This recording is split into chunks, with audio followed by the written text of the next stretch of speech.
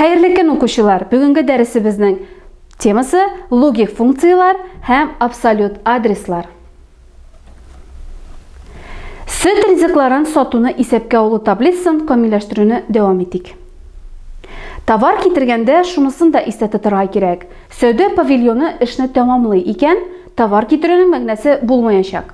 Mana shulay elektron tablitsada oldan hal etilgan mumkin. Y9 ko'zanagin ish kuni oxirina qadar qolgan vaqtni soatlarda saqlash uchun foydalanırбыз. Tovar keltirish shartini bulay formulashtiramiz. Agar tovarning qolgan miqdori 0 ga tegiz, ham ish kuni bitirga 2 soatdan ortiq vaqt qolsa, u vaqtda tovarni keltirerga. Әлеге шартны логик аңлатма формасында язганда ham конъюнкция, логик тапкырлау, логик операция кулланыла. Берилмелер базасы белән эшләгәндә сез логик операциялар белән танышкан идегез. Әмма логик операцияларны эченә алган логик аңлатмаларның язуның кагыйдәләре электрон таблицаларда башкарачак.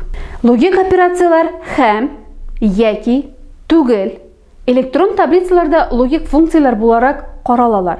Мәсәлән, хак кыйммәтен алучы логик кыйммәт, әгәр югарыда без формалаштырылган товар китерү шарты үтәлсә, бу рәвешле языла. Икенче юл, ягъни йогурт өчен.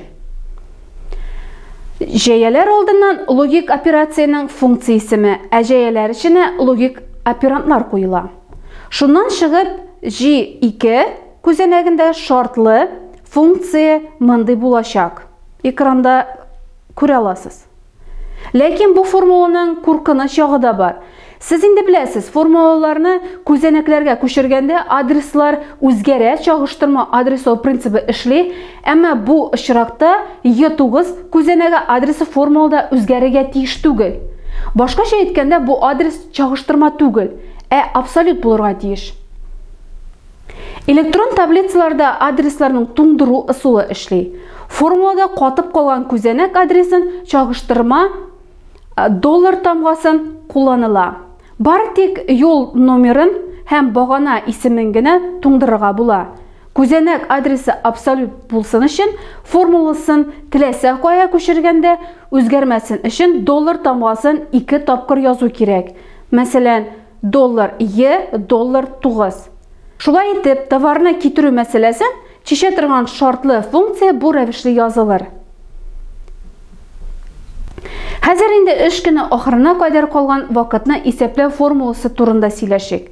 Сәгатькә карап, шул вакытны Y9 күзәнәгенә куярга мөмкин. Ләкин хәзерге таблица процессорларындагы агымдагы вакытны белергә ярдәм итүче махсус функциялар була.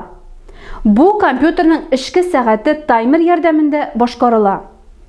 Әгәр эш көне 20 сәгатьтә тәмамлана икән, формула мондый булырга тиеш. 20 агымдагы сәгать. Мәсәлән, адымдагы сәгатьне билгеләү функциясе була языла. Сәгать A дата. Үзгәрешләр киткәннән соң таблица формулаларны чагылдыру режимында 8:11, ә кыйммәтләрне чагылдыру режимында 8:12 таблицасы рәвешендә булачак. Игътибар итегез, сөт инде биткән, ләкин эш көне бетәргә 2 сәгать кенә вакыт калу сәбәпле сөтне китерү кирәкми.